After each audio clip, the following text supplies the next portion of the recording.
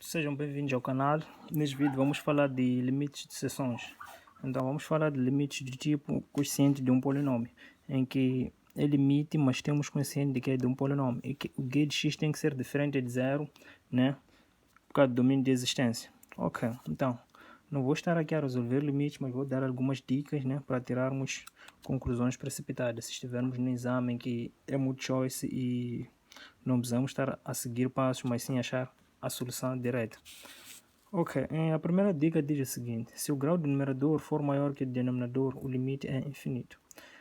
A segunda dica diz que se o grau do numerador for menor que o grau do denominador, o limite é zero. Agora, a terceira dica diz que se tivermos o mesmo grau do numerador e denominador, então o limite é o quociente dos coeficientes dos termos de maior grau. Ok, podemos ver a primeira linha, né, para entendermos melhor. Temos a linha A, nos dá um limite de 2n ao quadrado mais 3 sobre 3n menos 4. E n tende para infinito. Ok, aqui sabemos que a indeterminação será infinito sobre infinito. Então, isso aqui é o limite de uma sucessão.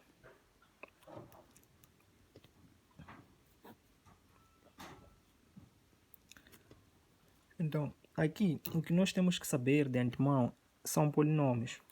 Então, conseguimos ver que aqui o grau máximo de cima é 2, ou seja, o grau de cima, né? Grau 1 é igual a 2. E o grau máximo de baixo é 1.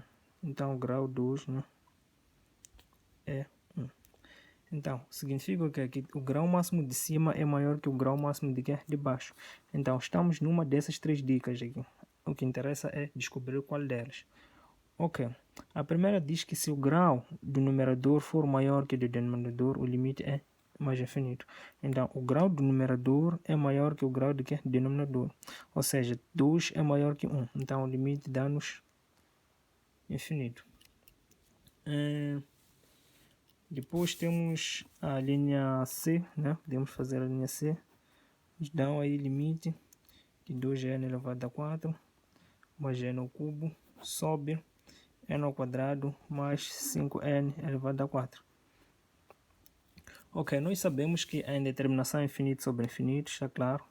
Agora, o que nós temos que fazer é entender que se nos dão polinômios, a primeira coisa que nós temos que fazer é organizar os polinômios, para que isso não nos complique. Então, organizando o polinômio, este de maior grau passaria para frente e este de menor grau passaria para trás.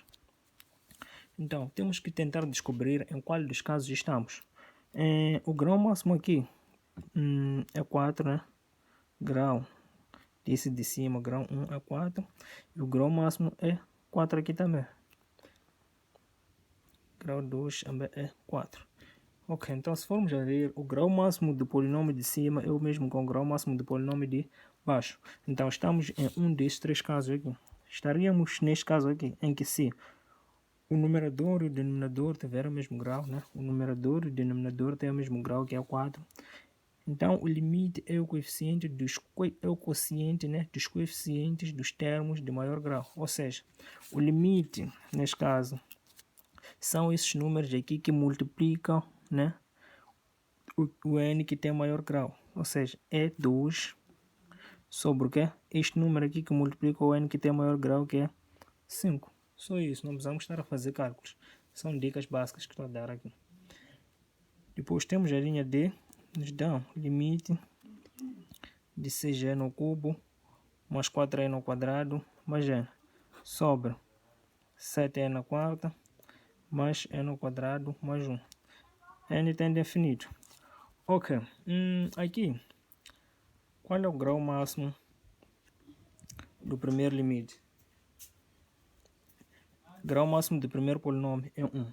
Então vamos contar, este aqui é de maior grau, né? Aliás, é 3 neste caso. Depois vamos ver o grau máximo, né, do segundo polinômio, será este aqui, é 4. Os polinômios já estão organizados, né, em ordem decrescente, como deve ser. Então sabemos que a indeterminação é infinito sobre infinito.